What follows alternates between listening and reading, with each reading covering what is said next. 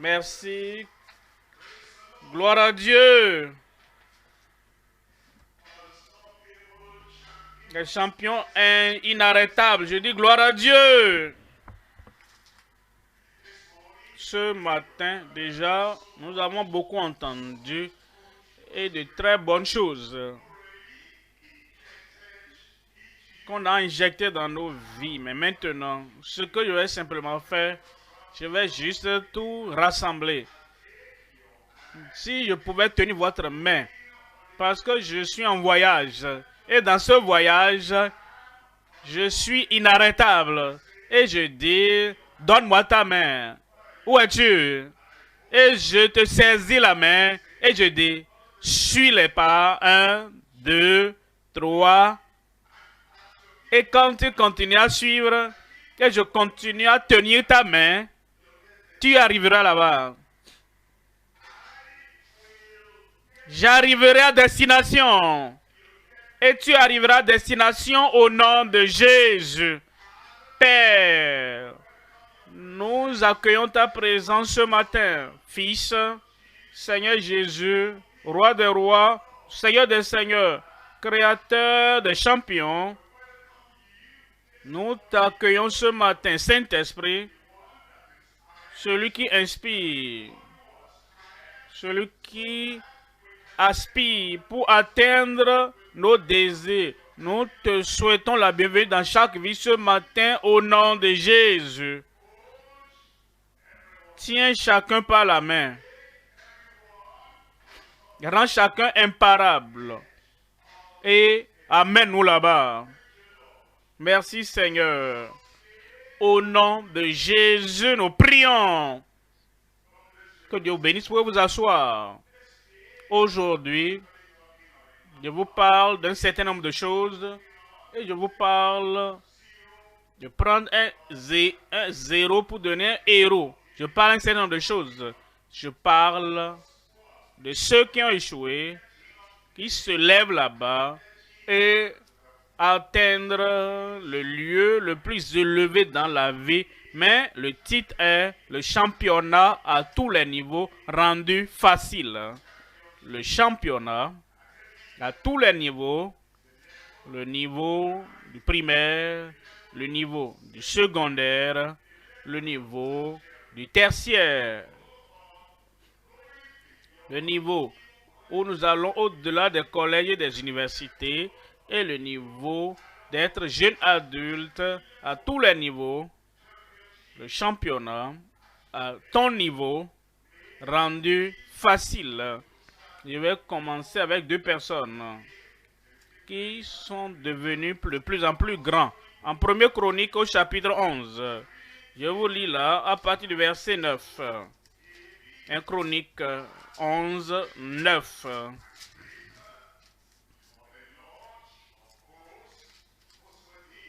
David devenait de plus en plus grand et l'Éternel des armées était avec lui en privé, en public, en tant que garçon berger, en tant que roi, l'Éternel des armées de toute puissance, le Seigneur qui contrôle l'armée du ciel sur la terre, l'Éternel des armées, l'Éternel sous l'autorité duquel et la souveraineté duquel même les Philistins se retrouvaient, l'Éternel des armées qui contrôle tout ce qui arrive à gauche, à droite, le positif, le négatif, tout ce qui arrive, tout ce qui se retrouve sous l'autorité, la puissance et qui se retrouve sous la protection du Seigneur, de l'Éternel des armées, il était avec lui et il sera avec toi.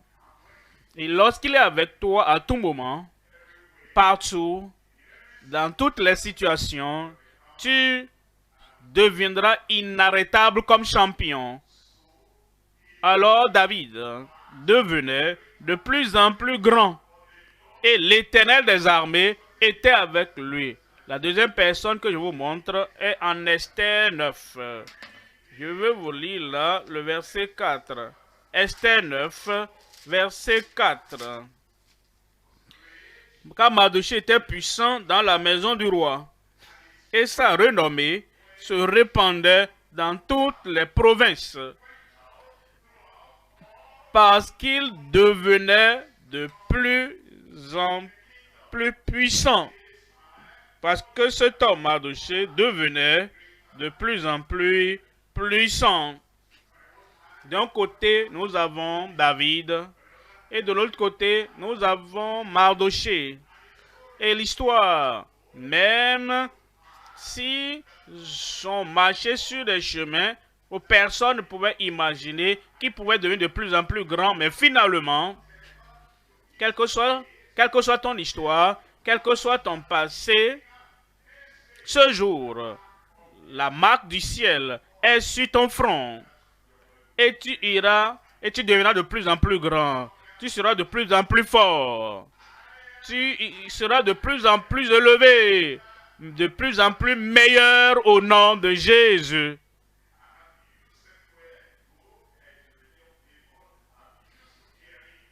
Pour les jeunes que j'entends les voix. Et quand je dis quelque chose, qu'il faut leur amen, je veux ce que nous appelons un amen de tonnerre. Nous allons voir trois choses.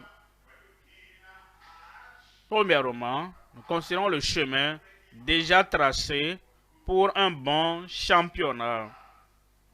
Le chemin déjà tracé, que le Dieu du ciel a déjà tracé. Tout ce qu'il me faut faire, tout ce qu'il faut faire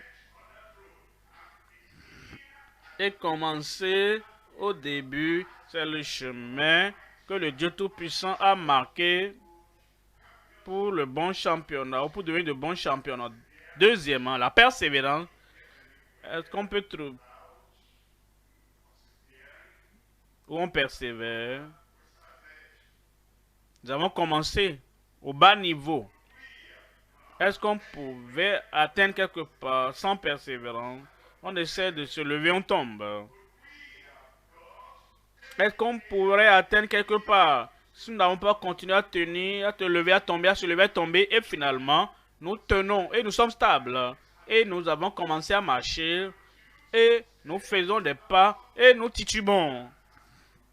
Est-ce que nous aurons pu vraiment commencer à marcher, continuer à marcher sans la persévérance? Tout ce que vous faites, tout ce sur quoi vous mettez la main, tout ce que vous envisagez, tout ce que vous planifiez, tout ce que vous voulez faire, il faut ce mot persévérance. La persévérance tout en avançant pour un grand championnat. Un bon championnat, un grand championnat. Troisième point, le modèle et le paradigme du championnat rayonnant. Championnat rayonnant. Quelqu'un peut être bon et ne pas rayonner. Quelqu'un peut être grand et même croissant mais ne pas rayonner. Mais vous parvenez à un niveau, vous parvenez dans une situation où le championnat que vous avez rayonne. Et les gens peuvent voir la lumière, et on peut voir l'encouragement de cela, et on peut voir le modèle que vous fixez pour cela. Parce que vous avez le modèle pour un championnat rayonnant. Premier élément maintenant, le chemin déjà tracé par Dieu pour un bon championnat. J'ai déjà lu 1er Chronique au chapitre 11, verset 9. Maintenant, je viens en Psaume 18, 35. Psaume 18, 35. Verset 36, Louis II. Tu me donnes le bouclier de ton salut, ta droite me soutient, et je deviens grand par ta bonté. Ici, David résume tout ce qui est venu du ciel, dans le cœur, du ciel, dans sa vie, du ciel, dans ses habitudes, du ciel. Tout ce qui est venu du ciel et qui est venu directement dans sa vie.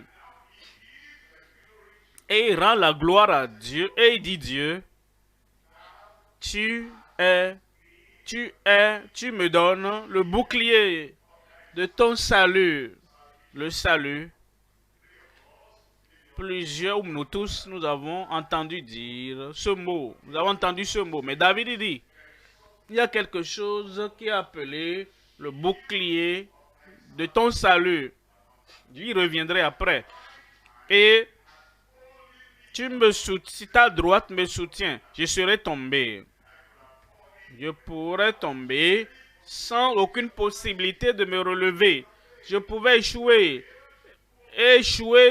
terriblement. Je pourrais échouer et échouer permanemment. Je pourrais succomber à tous les défis auxquels j'étais confronté. Je pouvais être oublié. Mais il dit, il a été sauvé et ta droite me soutient.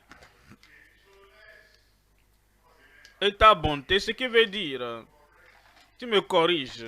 Quelle bonté. Tu m'instruis dans la bonté.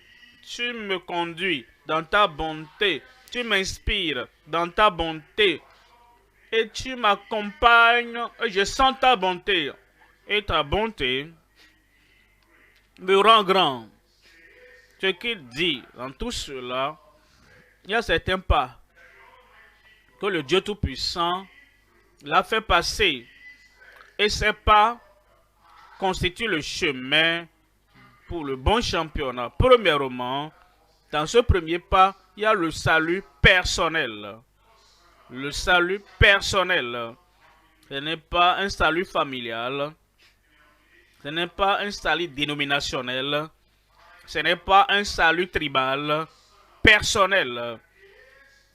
Cela te parvient. Tu as besoin de bouclier du salut qui te protège de Satan, le salut, qui va te protéger du péché, le salut, qui va te protéger des attaques sataniques, le salut, qui va te protéger de la maladie, le salut, qui va te protéger de la souffrance, salut, qui va te protéger de la souffrance, le salut. Ainsi donc, la première chose que David a dit avoir, c'est le salut personnel. Comment qu'il a eu? Il a confessé ses péchés. Il a demandé le pardon. Et il a dit qu'il était un homme sanguinaire, mais qu'il ne va plus continuer de cette manière. Et il a reçu le salut du Seigneur. Bénis l'Éternel mon âme. Et tout ce qui est en moi, bénis son Saint-Nom, qui pardonne toutes tes iniquités et qui guérit toutes tes maladies. Ça, c'est la première chose. Et c'est ce que vous devez avoir. Vous devez avoir ce salut afin que quand vous avancez, toutes les vicissitudes de la vie, les défis de la vie qui peuvent essayer de vous barrer la route et de vous arrêter, le salut sera un bouclier. Le bouclier de ton salut. Deuxièmement, les études profitables. Les études profitables. Vous voyez, le Seigneur a tellement fait la terre que le cultivateur ne peut pas moissonner s'il ne sème pas. L'Éternel nous a donné le monde et tout ce qui est dans le monde, tout ce qui est désirable, tout ce dont nous avons besoin, et nous a donné un cerveau. Il nous a donné des livres. Et s'il n'y a pas la connexion, une bonne connexion quotidienne, et une connexion ferme entre les livres et le cerveau, nous ne pouvons pas réussir. Mais Dieu merci, tu as un bon cerveau. J'ai un bon cerveau. Et ton cerveau ne va pas décroître dans sa valeur au nom de Jésus. Et il y aura une bonne connexion. Une connexion quotidienne entre les livres. Je ne parle pas des nouvelles. Je ne parle pas des histoires. Je parle des des livres académiques, dans tes études. Et tu as donc des études profitables. David a dit, l'Éternel, le Dieu du ciel, a enseigné ses doigts. Comme il a enseigné, il a suivi. C'est ce que nous devons. Premièrement, nous avons le salut personnel. Deuxièmement, nous avons les études profitables. Ensuite, nous avons le succès planifié. Le succès planifié. Vous savez, il y a plusieurs chemins dans notre route qui vont par-ci, qui vont par-là, par. Vous devez déterminer votre destination alors de vous engager sur un chemin donné. Quelqu'un se retrouve sur la voie et vous demande où vas-tu?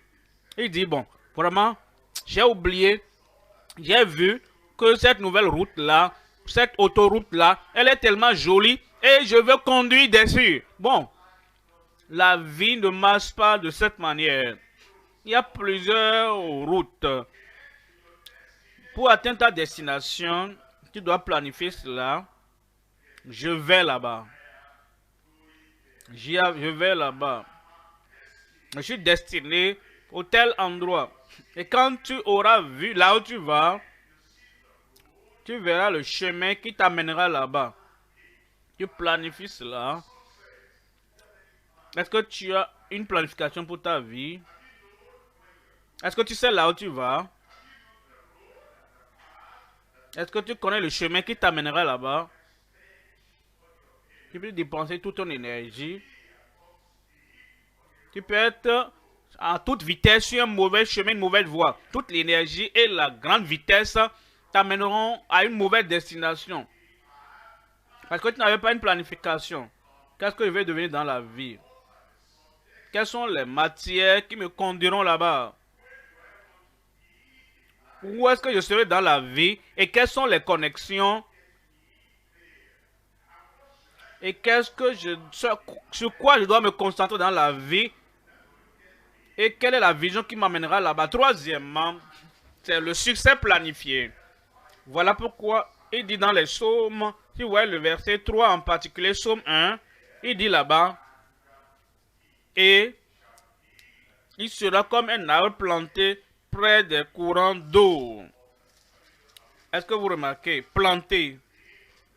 La chose ne survient pas seulement. Ce n'était pas le vent qu'on a étudié en biologie qui a pris la semence et qui veut la planter là-bas. Non, ça c'est délibérément planté et planifié. Et il dit, il sera celui qui a une vie planifiée, une vie déterminée, un objectif, un but qu'il a dans la vie.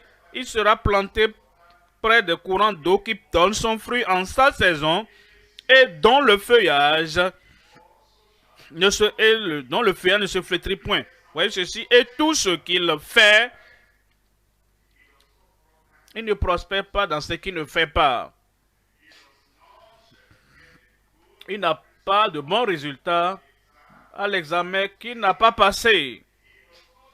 Il n'obtient pas un bon emploi là où il ne fait pas la demande et là où il ne fait pas l'interview. C'est ce qu'il fait. Qu'est-ce que tu fais chaque jour? Aujourd'hui, je dois faire quelque chose qui me fait avancer vers mon objectif, vers mon but. Et tout ce qu'il fait, lui, réussit. Quatrième chose, c'est les revers bloqués. Les revers bloqués. Vous voyez des gens, ils ont des revers dans la vie. Disons par exemple, je voulais juste faire un pas par jour, mais je sais qui peut avoir un pas en arrière. Qu'est-ce que je fais? Je fais 2 pas en avant, délibérément, pour que s'il y a un pas en arrière, j'aurai toujours un gain d'un pas en avant. Est-ce que vous écoutez la parabole? Un semeur est allé semer. Et une partie tomba le long du chemin. Et les oiseaux sont venus et ont tout picoré. Et l'autre est tombé sur des pierres et n'avait pas de racines. Et pour cela n'a pas pu porter de fruits. Ensuite, l'autre semence est tombée sur des terres d'épines. Les épines ont grandi et étouffé la semence. Et ils n'ont pas pu porter de fruits. Mais, on dit, et d'autres tombèrent sur une bonne terre et portèrent de fruits 30, 60 et 100. Qu'est-ce que j'apprends de là? Je dois regarder tout ce que je fais. Je dois regarder là où je plante les semences. Si je vois que chaque fois, toute la semence que je planifie, les efforts que je fais, et je persévère, tout est sur le long du chemin, je dois passer au suivant. Et je vois que c'est sur des terres, une terre de pierre, il ne doit pas rester là. Et je dois être engagé à étudier, à semer, à travailler. Je dois voir qu'est-ce que cela génère. Ensuite, j'ai dit, ah, voici le quatrième. Qu'est-ce que je fais? Je donne plus d'attention à la quatrième terre.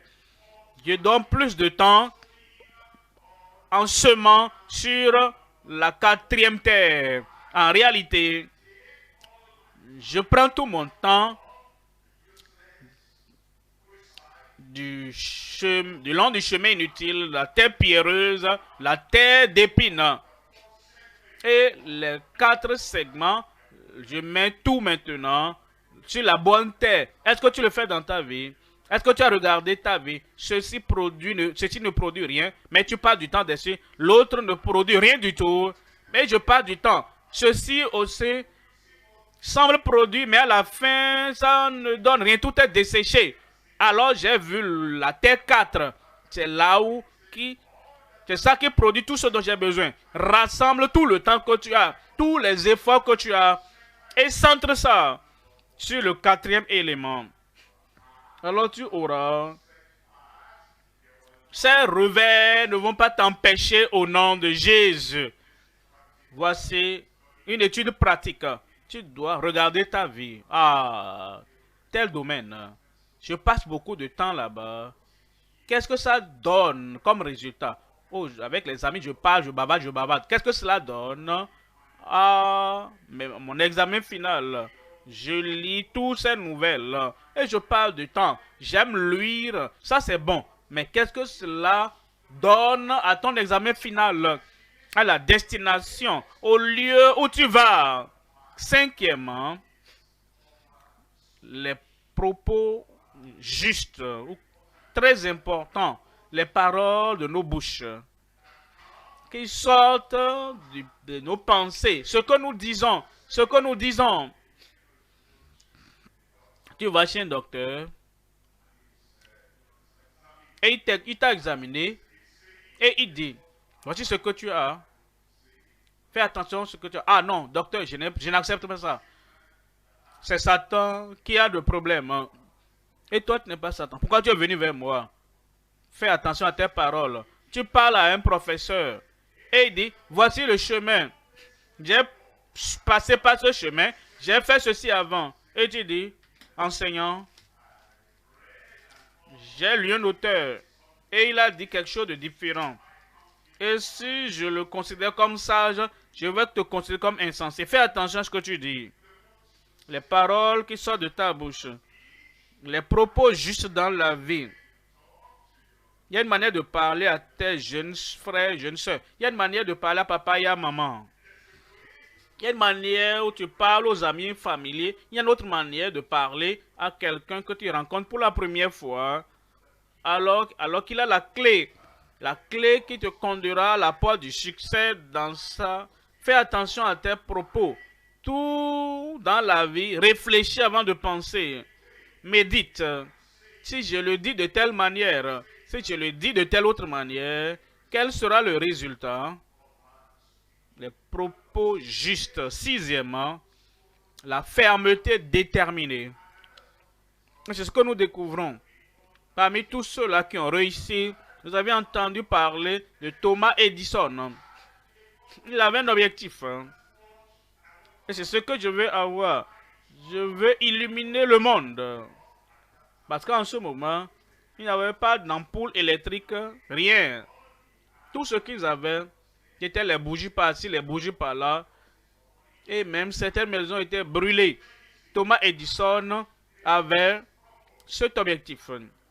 Je vais illuminer toute chambre dans chaque maison, dans chaque ville, dans chaque État, dans chaque nation du monde. Il a échoué. Échoué encore. Échoué encore. Et quelqu'un est venu vers lui et lui a dit, Thomas Edison, depuis tu échoues, tu es là. Il dit non, je n'échoue pas. L'homme a dit, mais toutes les expériences que tu as faites, rien n'a marché. Il dit, oui, j'ai appris 99 moyens qui ne marchent pas maintenant. Parce que tout cela n'a pas marché. Ce n'est pas vraiment échoué, mais j'ai échoué de l'avant. Maintenant, je peux dire, je sais ce qu'il faut faire. C'est ça dans notre vie. La fermeté déterminée. Il était ferme. Il l'a fait et il l'a fait encore. Il l'a fait. Il l'a fait encore. Si c'est ce que le Seigneur t'a créé à faire, et si c'est ce qu'il a établi pour toi, c'est la fermeté déterminée. J'ai suivi le bon chemin, reviens en arrière et suis maintenant le bon chemin. Et je veux t'annoncer aujourd'hui que tu es un candidat pour le succès. Septièmement, le service productif. Le service productif. Ce pourquoi nous sommes créés, c'est de servir. Ces arbres là-bas, les arbres, les feuilles vertes, ils purifient les animaux. Il y a des animaux qui portent des choses avant que les véhicules et les avions ne viennent. Tout a un objectif. Pourquoi veux-tu réussir? Parce que je veux servir ma nation, mieux servir ma nation. Je veux servir le peuple de Dieu davantage. Et quand tu comprends que partout tu es, même en tant qu'un jeune homme, en tant qu'une jeune femme, et tu es en train de grandir, ce que je connaissais, j'utilise ça et c'est pour le service. C'est ce service productif qui donne de valeur à ta vie et qui t'amène à l'avant. On dit, il peut le faire, elle peut le faire.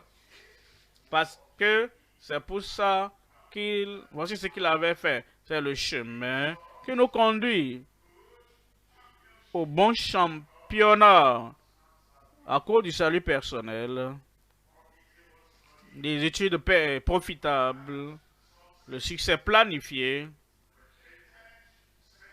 les revers bloqués, les propos justes, la fermeté déterminée, et maintenant, tu auras un enfant, tu seras un enfant de productif. Tu rendras des services et tu serviras ta communauté, tu serviras ton établissement, tu serviras ton service, tu serviras là où tu es. Et comme ton service est productif, alors toi aussi, tu seras promu, plus élevé, un plus grand Amen. Au nom de Jésus dans ta vie. Deuxième point maintenant. Deuxième point. Nous considérons la persévérance tout en avançant pour un grand championnat. Maintenant,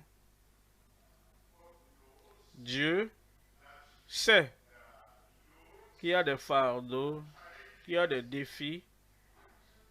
Pourquoi est-ce que Dieu n'enlève pas tous ces défis-là? Et il sait qu'il y a un Satan dans le monde. Oh Père Dieu, pourquoi ne pas tuer Satan? Pour que je puisse avoir la liberté. Pour avancer, faire ce que je veux faire. Sans aucun obstacle de Satan. Dieu sait qu'il y a des moments de défi. et des moments de maladie qui vont empêcher mon progrès. Pourquoi va-t-il permettre à cette situation? Nous devons comprendre. Le Seigneur nous a donné les muscles, les nerfs, la pensée pour nous développer.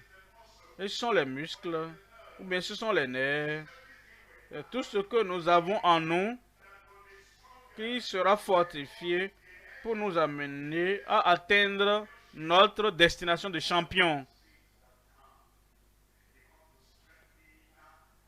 Et tout cela vient, ce qui arrive vient fortifier nos muscles, nos nerfs.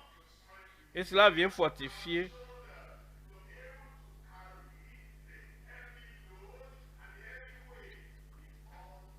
Et si toutes ces choses n'étaient pas là, et tu es né avec des os, de sang, de tissu,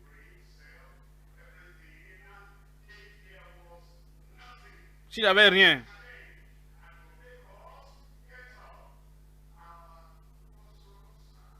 nos muscles, nos veines et nos cellules vont toujours... Est-ce qu'il faut savoir rester à l'état de bébé si les défis sont venus? Et les choses qui viennent sur notre chemin, ce sont les choses qui nous aident.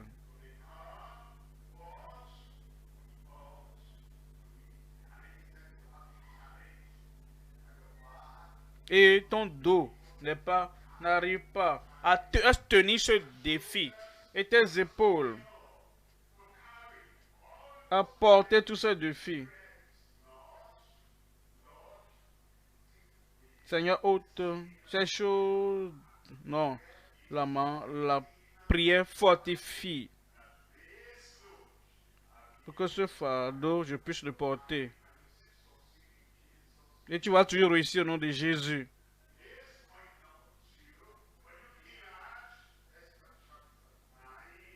Esther 9, verset 4. Mardochée était grand dans la maison du roi.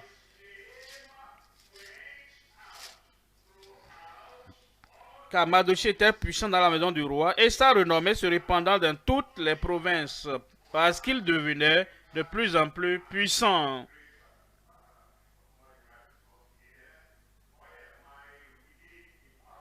Pourquoi lisons de lui? Parce que Dieu avait écrit sur lui dans son livre.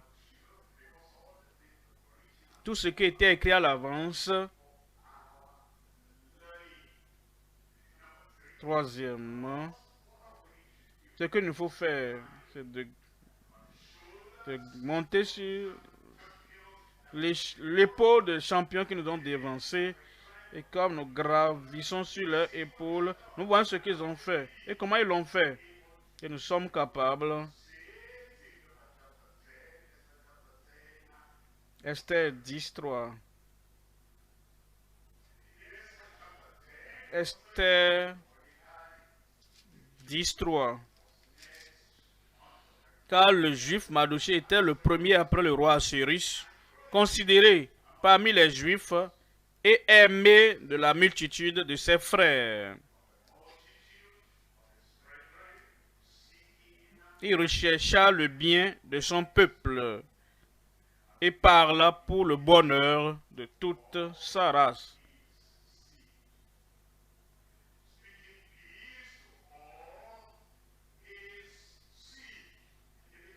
Il est devenu grand. Et comme il est devenu grand, non seulement utile, mais sa famille nucléaire, mais utile.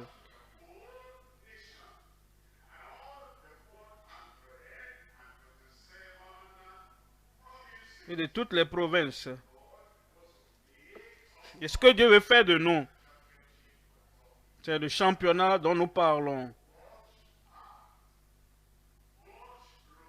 Quel chemin, quel pas Mardochée a-t-il suivi? Le champion du monde. le champion de tes jours.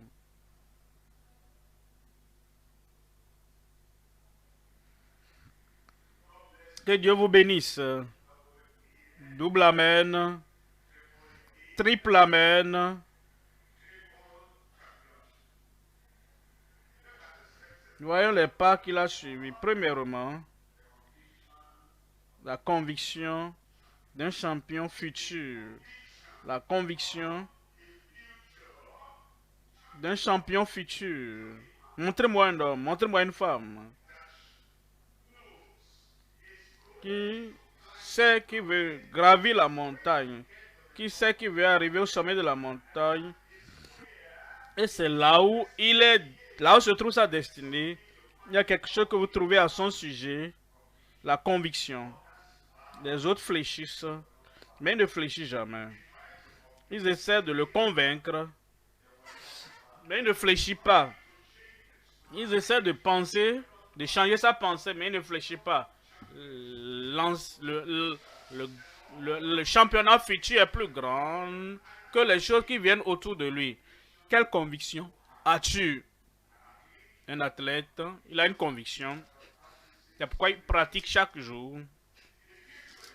Un ingénieur futur a une conviction. Voilà pourquoi il étudie chaque moment. Un docteur futur a une conviction. Et tous les autres camarades de classe ne seront pas des docteurs. Il comprend. Et par conséquent, il ne les copie pas. Ils ne font pas, il ne fait pas ce qu'ils font. Parce que lui, il est un futur champion. De quelle manière, mon fils, ma fille, mon frère, ma soeur là-bas, de quelle manière te distingues-tu et tu dis, les autres peuvent, mais pas moi. Premièrement, la conviction d'un futur champion. Deuxièmement, la confiance d'un champion ferme. Maintenant, les problèmes sont venus. Parce que Mardochée ne fléchissait pas devant Haman. Et le plan était très sérieux. Il voulait le détruire. Sa pensée a été affectée. Son âme a été affectée. Il a crié, il a pleuré. Mais pleurer n'est pas le problème. Si tu peux voir ta vision future par tes larmes, c'est bon. Verser des larmes n'est pas le problème. La tristesse n'est pas le problème. La souffrance n'est pas le problème. Si tu peux toujours voir ta destinée, ton championnat futur à travers les larmes, à travers la tristesse et la souffrance, c'est ce que les champions sont. La prochaine fois que tu pleures, ne laisse pas tes larmes effacer ta confiance en Dieu, ta foi en Dieu. Il a dit à Esther, il dit, bon, il y a tant de tristesse, et tant de souffrance, et Haman a décidé qu'il va tuer tous les Juifs. Et tu es là, Esther, aide-nous. Tout d'abord, Esther a donné une excuse. Et il a dit, ne pense pas que tu es sauvé parce que tu es là-bas. Et si tu ne fais rien, l'Éternel apportera la délivrance d'une autre personne, d'une autre source. Cet homme avait la confiance. Ça, c'est la confiance d'un champion ferme. Troisièmement, c'est le complot d'un champion furieux, défaillant. Haman était le champion devant le roi. Il était le deuxième en commandement. Il commandait tout. Et tout ce qu'il disait était terminé. Et parce que maintenant il était furieux. Un champion furieux, défaillant. Il a comploté. Même les membres de sa famille ont dit, pourquoi est-ce que tu penses à Mardochée? Il faut mettre le poteau là et va vers le roi et dis au roi que tu veux pendre Mardochée sur le poteau. Aucun poteau assez fort pour te suspendre parce que tu es le champion futur. Rien de ce qu'ils disent, rien de ce qu'ils font, rien de ce qu'ils complotent n'est assez fort, n'est assez grand pour te pendre ou arrêter nos champions futurs. Dans cet état, dans cette nation, le Seigneur t'a déjà doigté. Tu seras un champion. Les complots par-ci, les complots par-là-bas, dans la forêt, dans la brousse, dans la mer, sous la mer, dans le village, n'importe où ils se retrouvent. Tous ces complots, ces comploteurs, à cause de toi, ils sont dispersés au nom de Jésus. Alors, le complot n'a pas pu l'avoir. Vous savez, cet homme, Mardochée, n'avait pas de longs pieds. Il n'avait pas de bon contact. Le ciel était son contact. Le ciel sera ton contact. Quatrièmement, c'est la compensation pour un champion fidèle. En ce moment, Aman est allé vers le roi et il voulait demander à notre futur champion qu'il soit pendu. Mais dans la nuit, le roi n'a pas pu dormir. Et parce qu'il n'a pas pu dormir, il a demandé les livres des registres pour lire cela, puisque le sommeil l'a échappé. Il y a des moments, tu n'arrives pas à dormir. Et au lieu de rouler par terre là-bas, on te demande pourquoi ne pas saisir un livre là-bas, pourquoi ne pas saisir quelque chose là-bas et passe du temps à lire. Cette nuit d'insomnie a fait quelque chose de remarquable qui te conduira à l'avenir, au championnat futur. Alors le roi a lu et il a lu sur Mardochée. Il n'y a pas d'accident. Il n'y a pas de coïncidence dans la vie d'un champion. Dieu a fait de lui, il a fait lire ce qu'il devait lire sur Mardochée. Il a été fidèle. Il avait rapporté un cas, il se demandait, est-ce que cet homme a été honoré, compensé?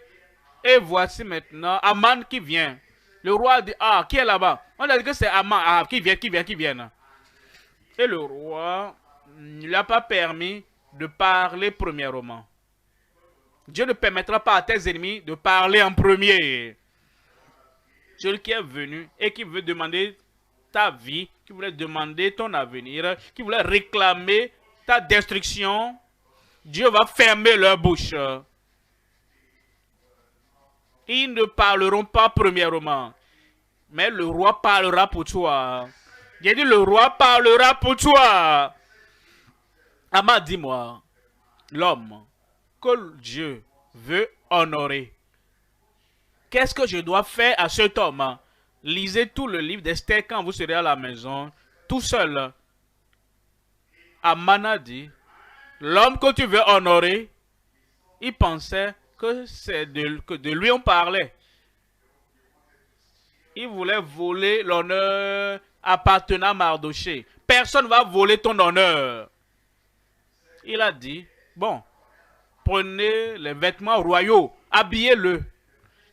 La meilleure chose qu'il souhaitait pour lui-même, il a dit ça au roi. Le roi dit d'accord, d'accord, prends Mardochée. Mets-le sur le cheval que je conduis. Couvre-le des habits royaux. Voici l'homme que Dieu décide d'honorer. Il devait le faire. Ta compensation vient.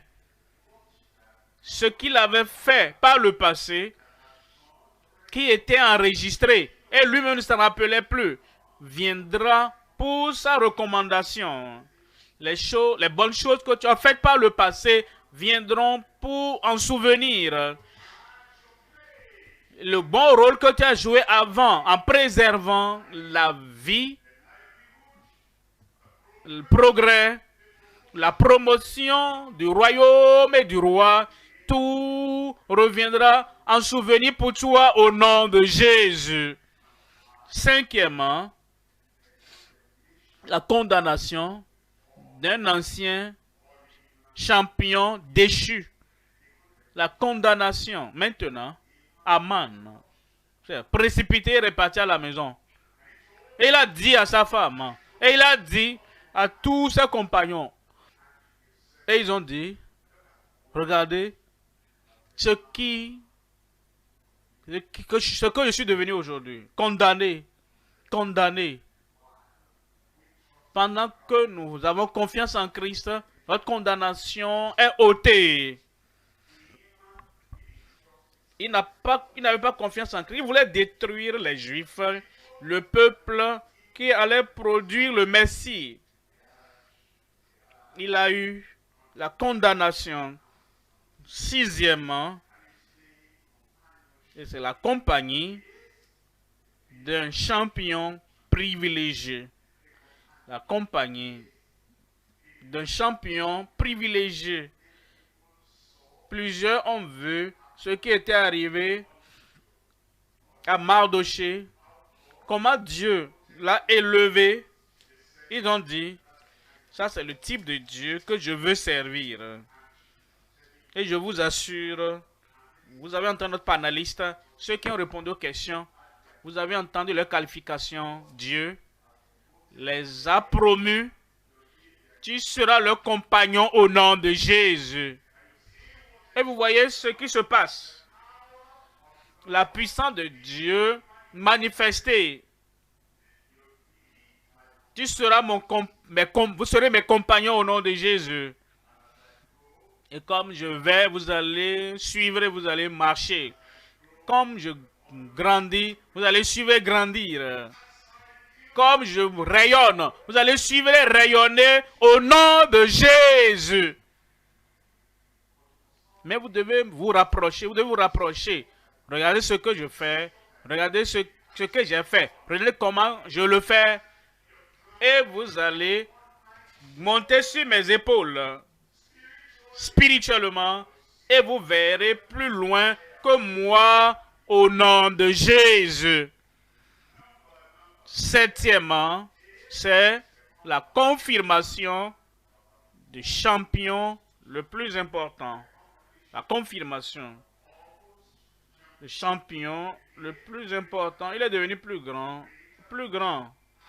plus élevé, plus fort et plus fort. Meilleur et meilleur. Mardoché est parti. Et Dieu m'a dit de vous donner ça dans votre vie là-bas. Ça va vous arriver. J'accepte. Je crois. Je confesse. C'est pour moi. Le Seigneur du ciel le confirme dans ta vie au nom de Jésus. Il y a de cela quelques années, personne ne connaissait mon nom. Maintenant, peut-être aujourd'hui, personne ne connaît ton nom. Dans quelques jours, dans quelques mois, dans quelques années, nous verrons ton nom écrit au ciel.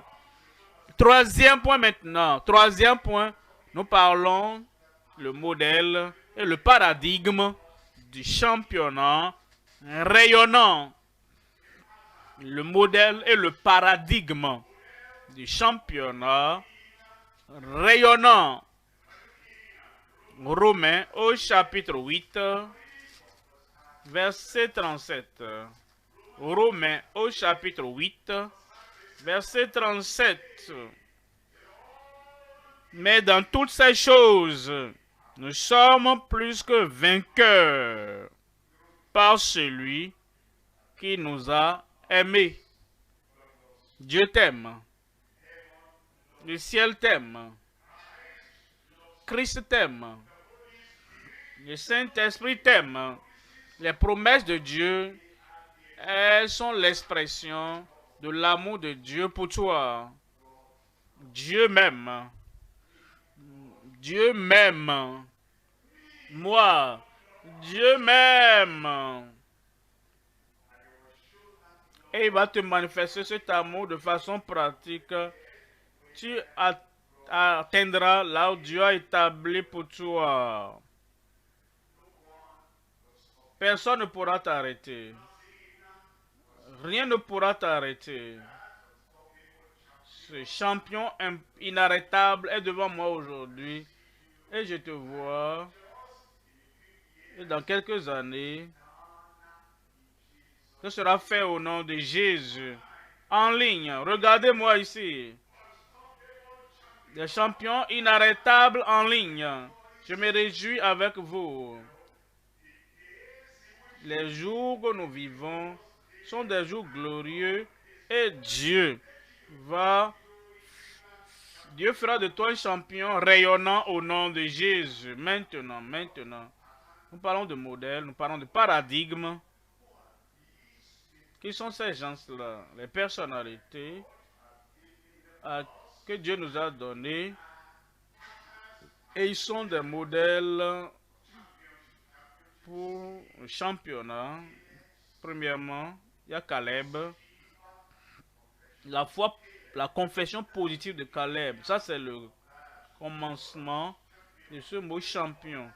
Quand les autres ont dit, nous ne pouvons pas, ils disent, nous ne pourrons pas, et ils ont dit, qu'il y a des géants dans le pays.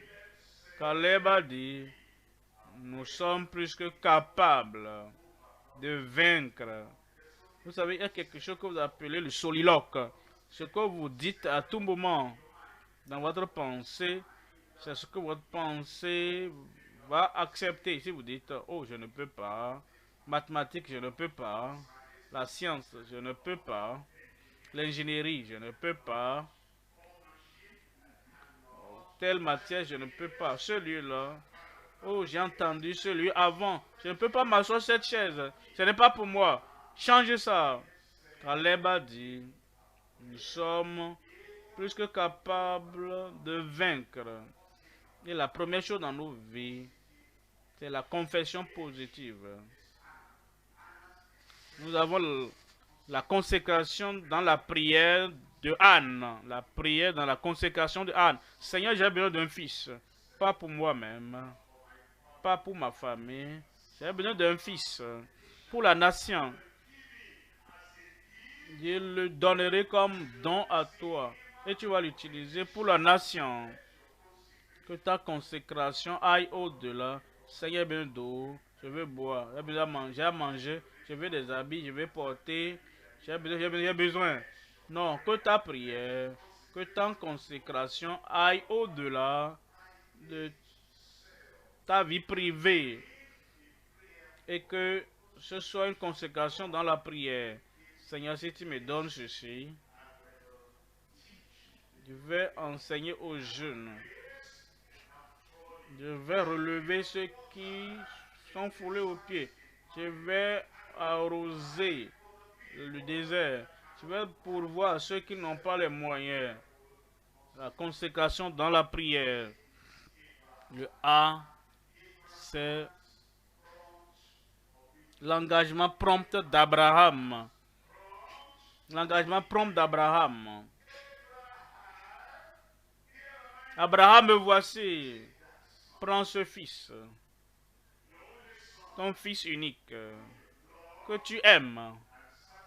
Et sacrifie-le pour moi.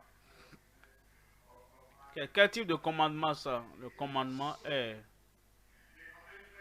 Le commandement donne. Le commandement est offre-le à moi.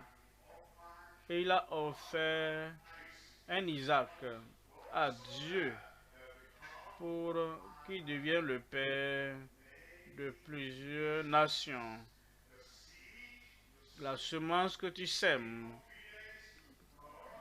par confiance à Dieu, par la consécration à Dieu, la seule chose, la seule vie que tu mènes, que tu donnes au Seigneur, le Seigneur va multiplier cela. Voilà pourquoi Tu avais besoin d'Isaac mort. Non, il voulait qu'il soit vivant. Il avait déjà l'agneau, le sacrifice. Il dit, donne-moi, et je te donnerai des millions. Donne-moi un seul, et tu donnerai des millions.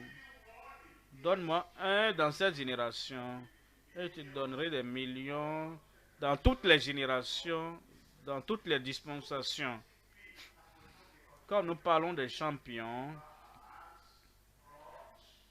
l'engagement prompt d'Abraham, M, et Moïse, la considération prudente de Moïse, la considération prudente de Moïse. Moïse devait être le fils de la fille de Pharaon. En ce moment-là, aucune partie de la Bible n'a été écrite. En ce moment, il n'y avait pas l'eau du rocher, il n'y avait pas de nourriture du ciel pour qui que ce soit. Moïse n'a pas vu ça. Il a dit, je donne ceci maintenant. Ce qu'il voulait donner, c'était une bonne position. J'abandonne ceci parce que je regarde Christ à l'avenir et je veux partager dans les souffrances de Christ. Alors par la foi, Moïse, devenu grand, refusa d'appeler le fils de la fille de Pharaon. Il a accepté l'appel de Dieu. Accepte l'appel de Dieu dans ta vie. Dieu planifie quelque chose pour toi au nom de Jésus. Amen. Le fait que tu sois venu là aujourd'hui et tu es resté là-bas dans le soleil et tu as tout laissé derrière, tu as fait un bon choix. Ce bon choix, le ciel va te rembourser pour ça. Les bénédictions auxquelles tu n'as jamais pensé, les bénédictions que tu n'as jamais rêvé avoir, viendront sur ta vie au nom de Jésus. Ainsi, il a conduit les enfants d'Israël. Et Dieu a accompli des miracles à travers lui. L'eau est sortie du rocher. La manne est descendue du ciel. Les Amalécites étaient tous des filles balayées. Non seulement ça, Dieu lui a donné l'inspiration et la révélation pour écrire Genèse, Exode, Lévitique, Nombre, Deutéronome. Et il a été utile, une partie de la Bible, pour le reste du monde, dans plusieurs siècles. La seule chose que tu abandonnes pour la gloire de Dieu, le Seigneur va multiplier cela, la bénédiction de cela dans ta vie au nom de Jésus. Le P, c'est la conscience pénitente de Pierre. Parfois, quand quelqu'un a fait quelque chose, que même c'est enregistré, les gens voient cela. Ce à quoi ils pensent, oh Pierre, je ne peux pas être un dirigeant, je ne peux plus être un dirigeant. Je ne peux plus prêcher pour que des multitudes soient converties. Je ne peux plus accomplir des miracles. Et mon nombre va guérir les malades. J'ai tout gâché. Le Seigneur va te pardonner. Il a pardonné Pierre, il va te pardonner. Il a changé sa vie. Il va changer aussi ta vie aujourd'hui au nom de Jésus. Il n'a même pas écouté un sermon. Jean n'est pas venu me dire, Pierre, regarde ce que tu as fait. Jésus a juste regardé. Il l'a vu. Il a pleuré. Il a été pardonné. Tu es pardonné. Je dis, tu es pardonné. toute la culpabilité, la honte, le Seigneur efface tout cela de ta vie au nom de Jésus. Il avait une conscience pénitente.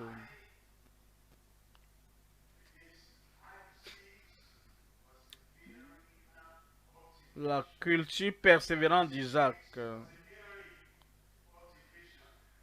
Quand vous lisez Genèse 26, il a creusé un puits.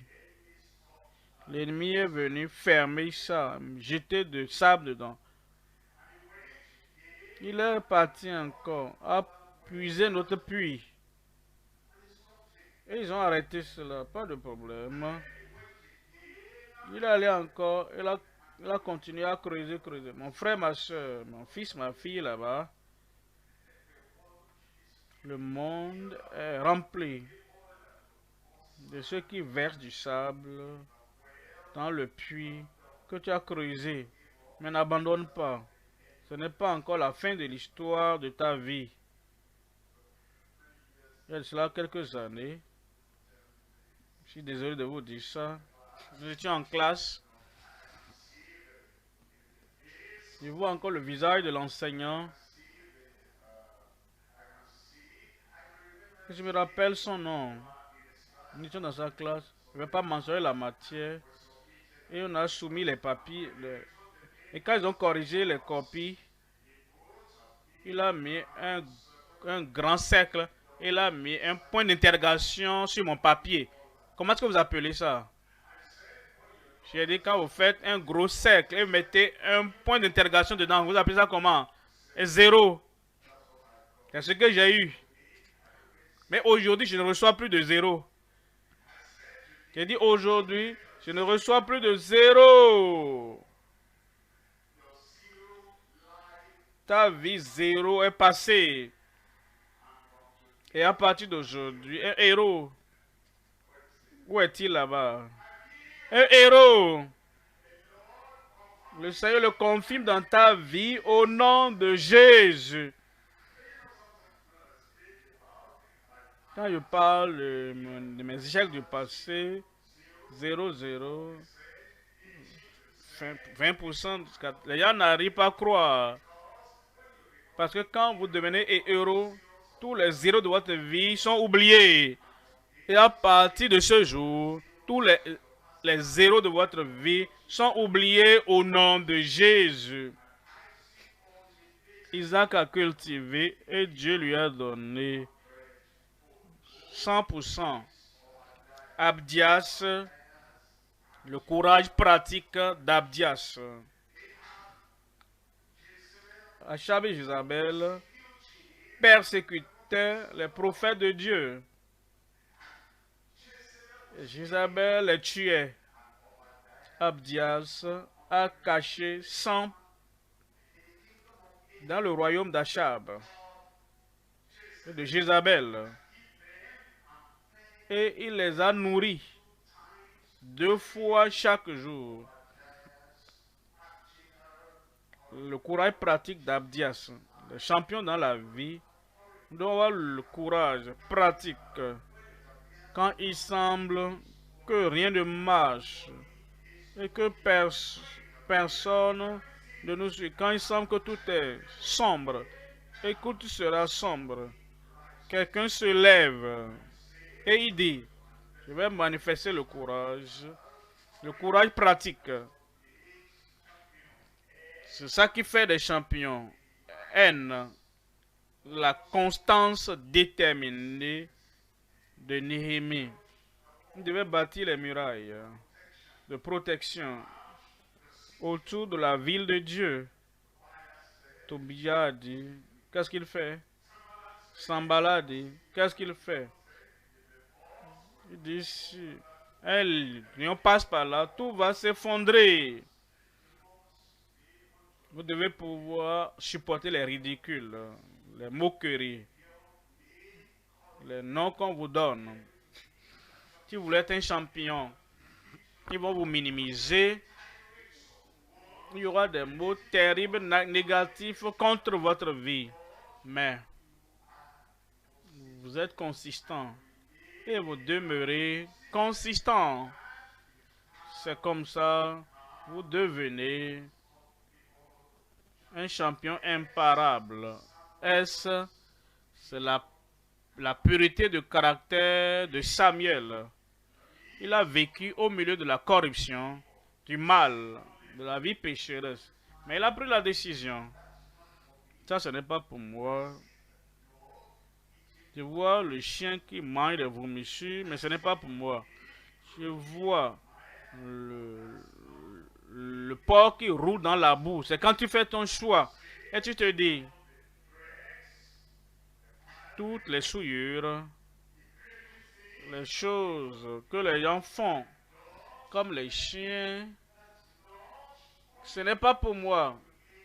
C'est quand tu vis comme Samuel, conduite pure, un caractère pur, tu es sur ton chemin pour être champion. Ah, c'est Ézéchias. Ézéchias. La confiance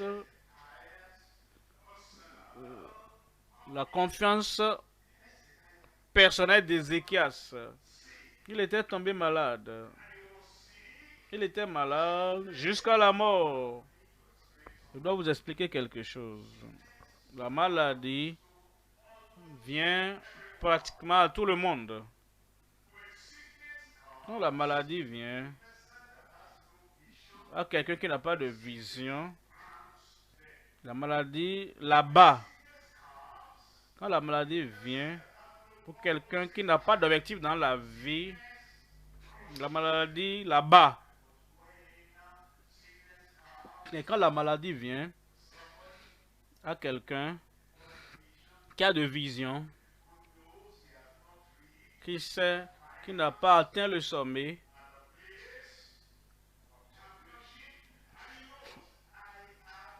et qui sait que j'arriverai là-bas, il dira non à la maladie. Je vous ai raté là-bas.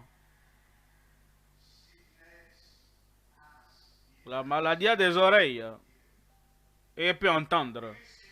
Quand la maladie vient, vous êtes découragé, vous êtes abattu, pas d'espoir, plus de vision, pas de motivation, pas de passion, rien que vous visez, et la maladie vient. Vous dites oui, qu'est-ce que je fais même ici? Cette souffrance là est beaucoup, hein. Maladie, fais de ton mieux, fais ton pire. La maladie a des oreilles. Mais, Ézéchias, il a dit maladie. Il y a encore un objectif. J'ai un sommet. J'ai une œuvre à faire. Maladie. Tu as des oreilles. Je dis non. Quelqu'un dit non. Tu vas à l'examen. Tu t'es préparé. Et tu sais que c'est un examen remarquable. Et c'est en ce moment-là, tu te réveilles le matin. Et la maladie frappe à ta porte. Tu dis, quel est ton nom? Qu'est-ce que tu fais ici? Je vais à un examen pour lequel je me suis préparé. Et je vise le sommet. Est-ce que tu vises deuxième rang là-bas? Qu'est-ce que tu vises? Je vise la première place, maladie. Je dis non. Elle va partir. Ézéchias se tourna vers le mur. Il ne va pas regarder Isaïe. Quelle histoire j'entends? Je ne suis pas prêt à partir. Et Dieu dit, je confirme, j'affirme ta parole. Tu ne mourras pas. Avant cet examen, tu ne mourras pas. Au cours de cet examen, tu ne mourras pas. Après cet examen, tu ne mourras pas. Avant cette promotion, tu ne mourras pas. Après cette promotion, tu ne mourras pas. Avant cette exaltation, tu ne mourras pas. Après cette exaltation, tu ne mourras pas. Et Dieu dit, Ézéchiel, je sais que tu demandes la guérison. Je donne la guérison, mais je donne 15 années complémentaires. 15 ans, 15 ans. Combien de jours sont dedans? Dieu a multiplié ta vie.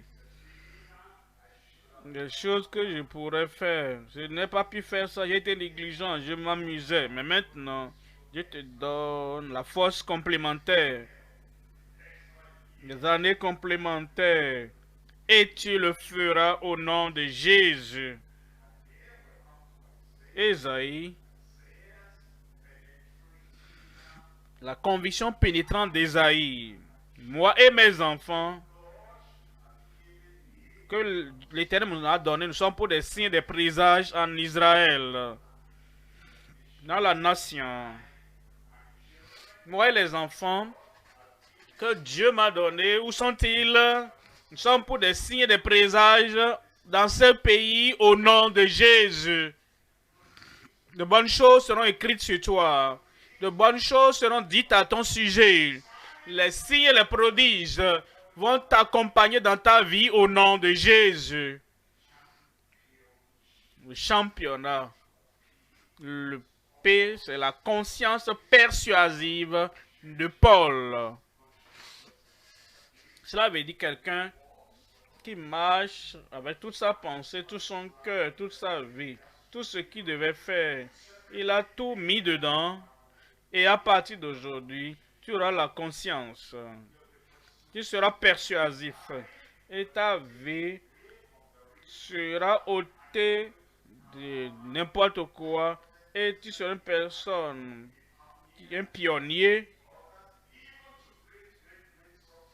Et grand succès au nom de Jésus. Championnat.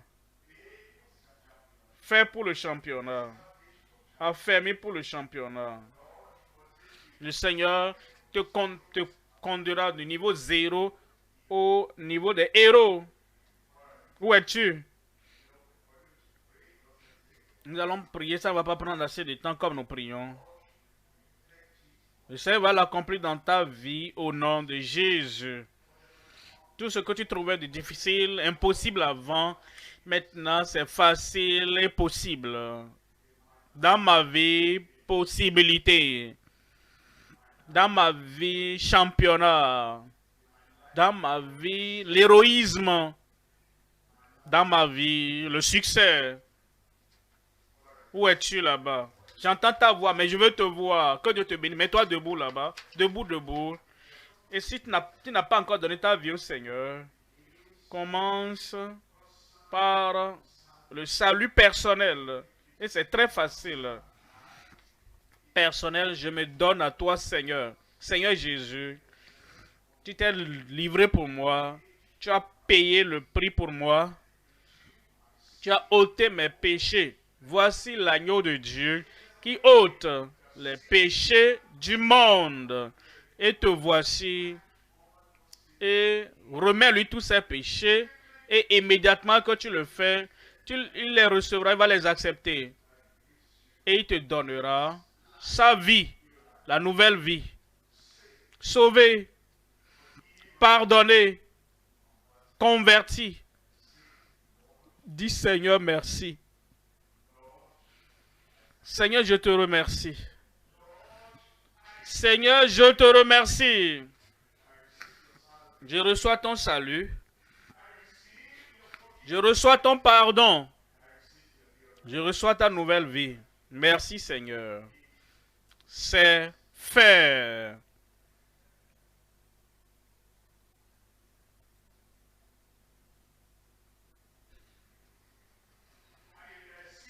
Et si la maladie dans ton corps, dans ta vie, tu remets ta maladie au Seigneur. Ta maladie, remets-la au Seigneur. Elle n'est plus pour toi. J'ai dit la maladie n'est plus pour toi. Remets-la au Seigneur. Seigneur, je te remercie. Dis-le, Seigneur, je te remercie. Tu ôtes ma maladie. S'il y a l'échec dans ta vie, dans ta vie morale, dans ta vie académique, dans ta vie professionnelle. Christ est là.